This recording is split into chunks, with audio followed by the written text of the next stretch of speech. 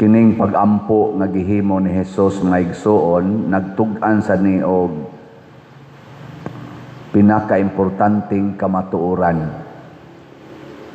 nga una nga dinhis kalibutan magbangi gyud, mag-away gyud ang bakak ug ang kamatuoran. Until the end of time, magsige ginag-away ang bakak ug ang kamatuoran, truth versus lies. Lingiyay mong tupad ing na hain man ka ni pabor naa sa kamatuoran o sa bakak. Kumusta man ang color sa imong buhok, kamatuoran o bakak? Ang imong kilay, kamatuoran o bakak? Kanang color sa imong naong, kamatuoran o bakak? Kanang imong kaipon karon, tinuod gina nimong asawa o bana o bakak?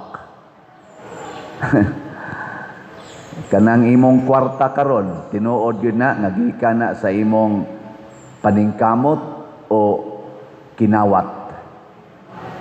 Ana, kanang imong posisyon sa gobyerno karon, tinuod gyud kang napili or legal ginang imong pagkalingkod diha o panikas.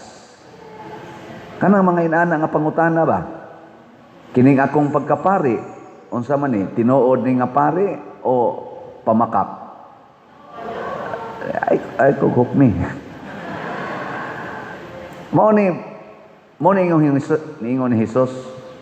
Muna pag-ingon niya dili sila iya sa kalibutan. Ang pasabot ani dili kaning kalibutan nga gibuhat sa Ginoo, kaning yuta ba, dagat ana, kaning gitawag earth ba, the planet. Dili na mo gipasabot ni Hesus. Pag-ingon niya dili siya ilas kalibutan, pasabot ang yawa. Kay ang yawa mao may prinsipe sa bakak. Nga pag-ingon niyang gipili, gikuha ko sila gikan sa kalibutan, kay kining mga apostolis nga gikuha ni Hesus ug ang iyang mga sumusunod, gikan ni sila sa pagkabakakon, pagkamakasasala, nga iyang gidala nga risa kahayag sa kamatuoran. Kita, ako, apil sa ko, hangtod karon makasasala ko. Pero, thanks be to God, doon na natay kanang kahigayunan nga makabalhin tangaris kamatuoran. Naman, kanang imong tupad bakakon gina. Kaklaro ana. Pero hangtod kanus amang ka magpabilin diha sa bakak. Kaning kagubot ron sa kalibutan, kanang gubat diha sa Iran o uban pang mga gubat, nagduwa man diha ang bakak ug ang kamatuoran. Kisa may kusog kaayo makigubat, ang bakak o ang kamatuoran? Kusga? Klaro na kaayo.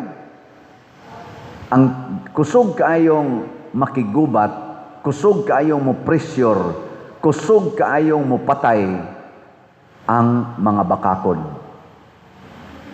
Kasagaran Dios tawgo na to bag maalkansi, maoy magkalisod-lisod, maoy mamatay, maoy mapriso, maoy masilutan, kasagaran gyud ang kadtong ni barog sa kamatuoran. Nakaron ang pangutana, ganahan pa mo barog sa kamatuoran? Aron mo magkalisod-lisod, aron mo lutoson, aron mo pailan og kaso, aron mo ipapatay. Sugot mo na dili. Galisod magimog palit raffle ticket. Kana lang pagpalit og raffle ticket, daghan na kayong bakakon diha. Nga naman, tagpila man atong raffle ticket, 200 pesos. Unsa may akong hangyo? Kamong tanan nga akong parishioners, online o territorial, kamong tanan nga naminaw nako, palit mo usa ka raffle ticket kada semana, 200 pesos. Pangutana, naamoy 200 pesos o wa? Ay pamakap. Nya nganong wa pa man mo palit? Oh. Kay mo ingon dayon mo, para manis akong pagkaon pader, para manis akong maintenance, para manis akuan. Kanang tanan ninyong gihisgutan, nahibaw-an na nas Ginoo. Hibawang Ginoo ana. Pero hatagi usa ang Ginoo sa iya. Iya man kang gihatagan kag 200 pesos karon or more, ipalit nag-ticket kay para na sa balay sa Ginoo, para na sa atong proyekto. Unsa may itong proyekto dinhi? Bell Tower. Mo na ron, ongoing na. Nya Adoration Chapel. Ongoing na sad na siya. Bayron na. Nya ang atong bag-ong CR. Ana, ongoing na sad na. Ang atong buta pumiron na nagasugod na tagdamba diha kay ato na sad nang gubon. Gahapon pa ko nahibaw istorya medyo maayo anang atong mga diha mga dila. Pipila na day kahigayon nga nanay nangahog diha nga mga kanang gagmay nga mga kanang sana purlins ba na o kanang mga kanang naaba sa kanang taptan sa atop ba yan ana nanay day nangahog diha nga diha kay kuno adtong niaging pila ka adlaw ba to nga dool na lang jud kaayo sa nagdagkot diha nahog ang kuan ingon ana kuno kataas kana bang ipangbadlis to baka gaan ra hinuna pero ingon na nang gitas unona og mo na mahog nimo. Mo na magsige na kuno sila hangad-hangad diha. So kana ato sa nang trabahoon og uban pa na patay lingkuranan. Sa ato pa ngatong simbahan ang inahanglan. Ikaw na sa kay panginahanglan karon kinsa mang panginahanglan ang unahon natog tubag. Ang panginahanglan sa simbahan o ang imong panginahanglan? Naay gitudlo si Kristo. Seek first the kingdom of God, and everything you need will be given to you. Pasabot, ihatag usa ang iyas Ginoo, o ang Ginoo iyang ihatag nimo ang tanan nimong panginahanglan. Mao nay kamatuoran ni tudlo ni Kristo. So kaning panagbangi sa kamatuoran ug sa bakak, mausad ni ang panagbangi, resulta ni panagbangi sa Ginoo ug sa yawa. Mo nang gimension gyud diri sa atong ebanghelyo, ningon si Kristo, wala ako maghangyo kanimo amahan nga kuhaon mo sila gikan sa kalibutan, kundili nga bantayan mo hinuon sila batok sa yawa. Yawa gyud. Lingian na sa imong tupad ing na kapila na kanikuyog siyawa ing na ba pasabot kada nato kasala ni kuyog ta siyawa, kada nato kasala kuyog ta siyawa. Naay tension karon sa atong Pilipinas, impeachment para ni Vice President Sara Duterte o kanarong ilang siging paningkamot na makuha gyud si Bato de la Rosa nga mapriso gyud, mapadala gyud ngadto sa dahig. Padayon gyud ang NBI magsige pa gyud istorya nga nanami mga lead ug asa naro nagtago si Bato. Tawgo nila si Bato kuno ni Ikyas sa balaod, si Senator Bato. Pero gari sa kamaminaw sa side sa mga other lawyer nga pabor sa di Bato, maingon sa sila, wa na siya ni Ikyas, kay wa may kaso. Wa man siya kaso din sa Pilipinas, unsa may yang ikyasan. Nilihay lang na siya tungod aning inhustisya nga ipamugos gyud kuno sa atong gobyerno kanang warrant of arrest nga gikan sa ICC nga wa nato gi-recognize din his Pilipinas. Kay naa may balaod nga ilang gihisgutan nga ang foreign warrants moagi gyud sa atong mga korte sa Pilipinas. Nya wa man na moagi sa atong korte, lara man nang gibit-bit-bitron dihas mga NBI. Nya dakpon dayon sa Bato. Mura na hinuon tag nahimong alagad sa mga foreigners, nya kusog itang muingon, we have our sovereignty. Independent kita. Nya dito, mualagad sa warrant of arrest. Wa pa gani siguro kung kanang maong warrant of arrest, hinimo-himo ra na. Dili gina siya tinuod mo na kinahanglan pa usa nag-i-validate susihog maayo sa ato dinhing local court. Pero imong anak ba? Imong anak, nas inyong balay, gahigda-higda. Unya, naigadag warrant kay prisuhon imong anak, ikaw ginikanan, mudritso kag tahan sa imong anak. Labi na gyud ang imong nakita, way klarong now, luya sa imong anak. Mingon usa ka, time sa ha, ako sang tawgon akong lawyer, mo na, importante kaayo sa i-aresto nga naagay lawyer nga mobarog. Mo na atong basic nga panginahanglan. Pabarugan ginag lawyer, una pa nimo ipriso. Gawas lang actual gyud na kanang actual gyud ba nga nakita yung gipatay nimo nya ang pulis nakakita isang gipatay na nimo ditso kag balhog dito pero akyos butangi ginag lawyer aron do na siya depensa. Inana. Pero karon nganong ilamang ipamugos? Ako gasi ko nahona ang pinakadako natong problema karon nga bakak nga gipamakak mao ang kinsa mangyoy sad-an sa mga trillions of pesos nga nawala sa atong panudlanan. Mao man aroy kamatuoran nga naay trillions of pesos nga nawala gikan sa flood control, mga PhilHealth, education, customs, katong mga PDIC, sa mga bangko, land bank, ug uban pang nangawagtang, and program fund, Maharlika fund, katong mga gold nga gibaligya, naa man ni, kamatuoran man ni, nga nawa ning mga kwartaha. Kinsa may nagkawat ato.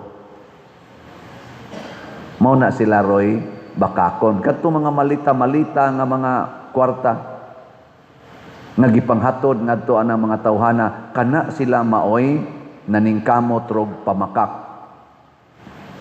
Unsa may role ni sa ako laning ubos nga pangagpas ha? Unsa may role ni BP Sara? Unsa may role ni Senador Bato? Unsa may role ni former President Duterte? Nganong gipanggukod man niron sila? Gipangpriso na si President Duterte, padong na i-impeach si BP Sara, unya gisigihag search kay arestuhon si Senador Bato. Unsa may ilang kalambigitan? Sila ba'y nangawat? Sila nangawat sa trillions? Tubag? Kusga? O kanaha mo na itong baruganan. Kaya wa man na sila gi-accuse nga sila nangawat sa pundos flood control. Wa sa na sila gi-accuse nga mo'y nangawat atong tuang dagko kayong mga Maharlika fund, mga unprogrammed funds, katong namaligyag gold, katong nanguha dias DepEd nga mga budget, dagko kayo, DPWH. Wa man sila gi-accuse ana nga mao man aroy dako kayong kwarta nga nawa sa atong nasod. Unsa man day kalabutan nga sila man gyud maoy gisintro tungod kay sila'y posibleng makatug-an sa kamatuoran. Sa ako ng ubos nga pangagpas.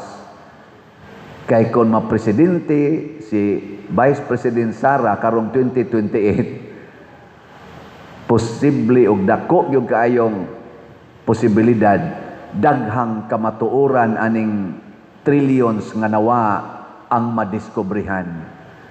Nga kon si Senador Bato dili na makuha nya kanang solid 30 nila rong bag-ong majority sa Senate, sugod naman na sila rong establish og mga bag-ong committee para mo investigate sa daghang problema. Matod pa ni bag-ong Senate President Alan Cayetano, ila karong tan-awon ang tanang mga prioridad sa Pilipinas aron mao itagaag pagtagad mangita na nas kamatuoran. Posible ba nga mulids kamatuoran? Pero mapriso na Bato, mapriso na dito, di na magtingog-tingog, mga hadlok na ning uban nga mga senador, dili na sana mo tingog.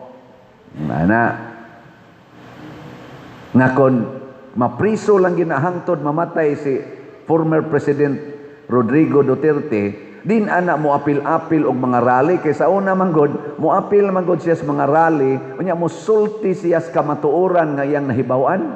Unya daghan biya kay nagnahibaw ang kamatuoran si President Duterte kay daghan man sa kaysag involvement sa atong nasod. Gikan sa pagka-mayor hangtod pagka sa nang iyang kuan sa una, prosecutor ba na siya? Fiscal ba to? Unya hangtod nga nahimo siyang presidente. Daghan kaysa siyang nahibaw ang kamatuoran. Ang pangutana, dili babakakon si Vice President Sara Duterte? Dili babakakon sad si Bato? Dili basad bakakon si President Rodrigo Duterte? Tubag.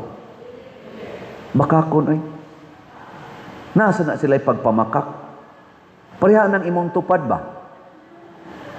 Naana sa'y pagpamakak. Di ko mo ingon, hasta ning nagwali. Nasa ko'y pagpamakak.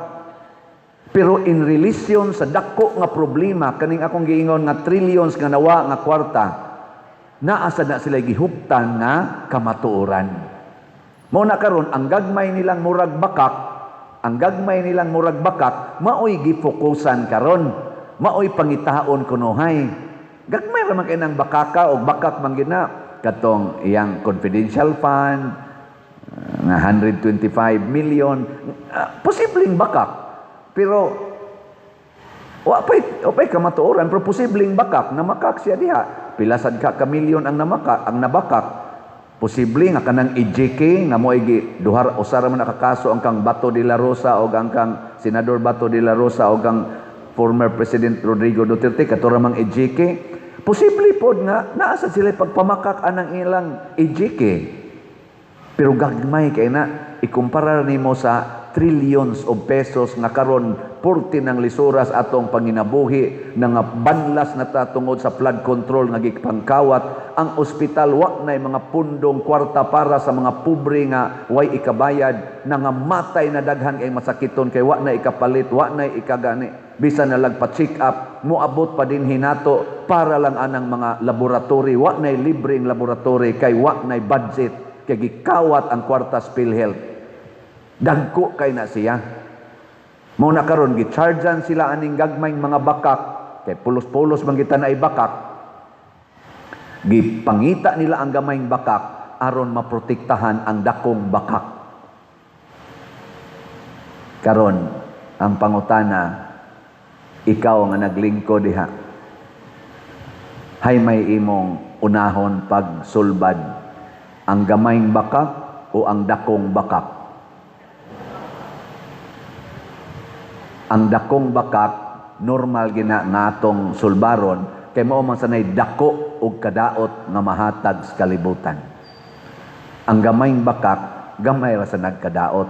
Mao na mga magampo ta ng atong mga leaders, masimbahan man o gobyerno, ato untang atubangon ang dakong butang nga muhatag og dakong kadaot, mauntay una natong sulbaron. Mao na nga ningon si Jesus, protektahi sila amahan batok sa yawa.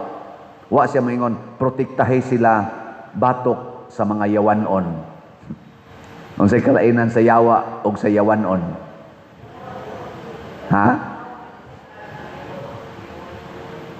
Ang yawa maoy otok sa dautan. Ang yawanon maoy biktima sa yawa. Mo nang giyawaan sila.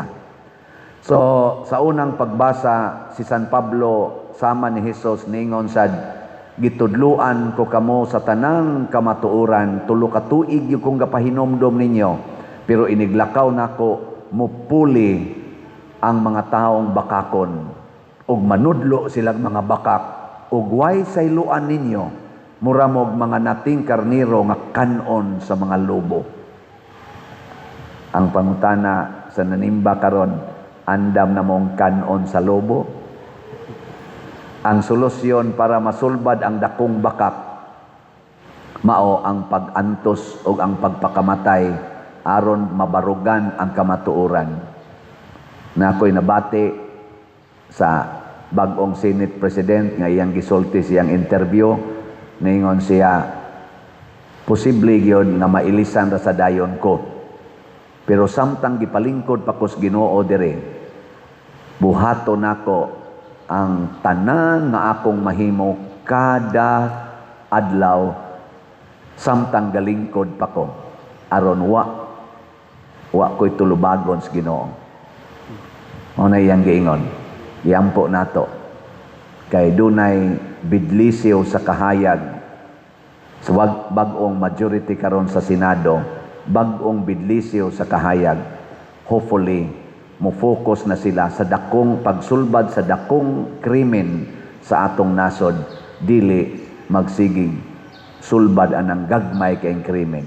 Tugutan na unta nila nga kining mga tao karon nga naggunit og dagkong kamatuoran maka sulti freely. BP Sara, President Duterte, former President Duterte, katong 18 Marines, Gutesa, Silas Vizcaya, Saldico, matagan ang taghigayon nga makasulti na kay pulos-pulos ni sila gakupot og kamatuoran. No? Sa pagkakaroon gipangtapinan man na sila. Gitabunan man na, tangan pagbato. Dili bato de la Rosa, yan na ba? File. Aron di gyud ka hungaw. May tag mapahungaw na sila aron makita na ug masulbad na ang dakong kangit-ngit ang pangutana, hain ang atong mga trillions. Kinsay nakapahimos ni adtong mga trillions nga nawa, trillions of pesos.